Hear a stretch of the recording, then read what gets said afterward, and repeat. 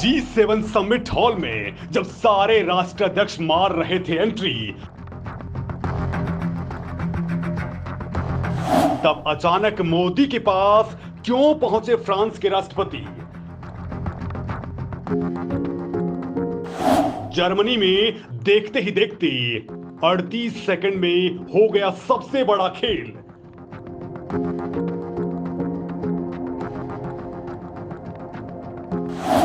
Macro और मोदी के 38 second से क्यों हिल गई दुनिया।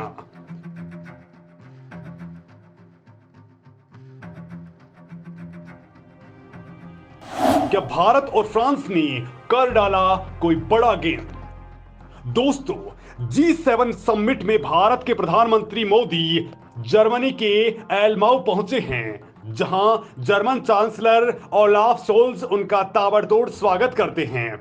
दोस्तों, भारत इस G7 संगठन का कोई सदस्य नहीं है, लेकिन मोदी का रुतबा देखते ही बन रहा है और इसके बाद जो कुछ हुआ उसने पूरी दुनिया को हिलाकर रख दिया। दरअसल दोस्तों, इस G7 के सदस्य देश और तमाम मेहमान देशों के राष्ट्राध्यक्ष एक साथ फोटो सेशन के लिए पहुंचते हैं। फोटो सेशन के दौरान सुपर पावर अमेरिका के राष्ट्रपति जो बाइडेन प्रधानमंत्री मोदी के साथ मिलने पहुंचते हैं। कनाडा के प्रधानमंत्री भी मोदी से गर्मजोशी दिखाते हैं और इस दौरान पीएम मोदी भी बाइडेन से कुछ बातचीत करते हैं। दोस्तों, इस बीच कई और राष्ट्राध्यक्ष भी पीएम मोदी के साथ मिलते हैं। ये सब एक सामान्य बात थी, लेकिन तभी एक ऐसी घटना होती है जिसने पूरी की पूरी दुनिया का ध्यान अपनी ओर खींच लिया। वैसे दोस्तों, इस पूरी की पूरी मीटिंग में भारत के प्रधानमंत्री नरेंद्र मोदी की धाक देखते ही बन रही थी, लेकिन फोटो सेशन के तुरंत बाद ही फ्रांस के राष्ट्रपति इमैनुअल मैक्रो कुछ ऐसा कर डालते हैं, वो पूरी दुनिया के देश बस देखते ही रह गए। आप भी देखिए।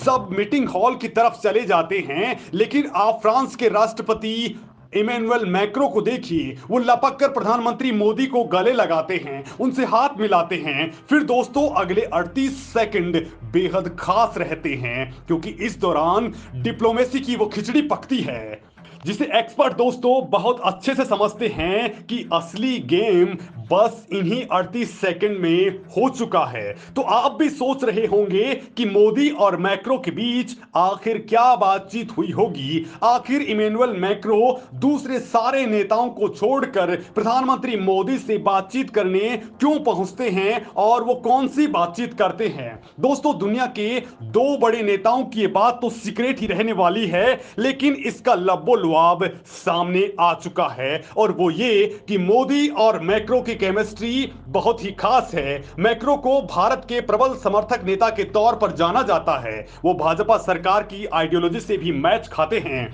और बड़ी बात तो यह है दोस्तों कि वो भारत और फ्रांस के बीच कई बड़ी व्यापारिक और रक्षा साझेदारियों को आगे बढ़ाने में लगे हुए हैं।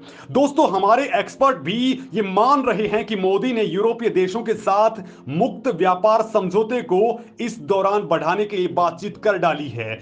जैसा दोस्तों हाल ही के दिनों में भारत ने ऑस्ट्रेलिया के साथ समझौता किया है, और ऐसा ही समझौता भारत और यूरोपीय देशों के बीच होने जा रहा है, जिसको लेकर फ्रांस और भारत बेहद करीब हैं। इतना ही नहीं दोस्तों, यूएई, नेपाल, भूटान और सिंगापुर के बाद अब यूरोप में फ्रांस वो मुल्क है जहां भारत का तगड़ा सिक्का चलने वाला है। वहां भारत का यूनिफाइड पेमेंट इंटरफेस यानी यूपीआई और रुपे कार्ड गेम करने वाले हैं, ये शुरू होने वाले हैं।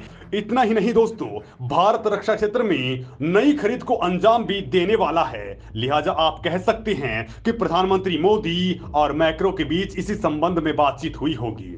बड़ी बात यह भी है दोस्तों कि इस वक्त भारत में तेजी से निवेश करने वाला मुल्क फ्रांस ही है, और उसकी कंपनियां चीन से अपना साजो सामान समेटकर भारत की ओर बढ़ रही हैं।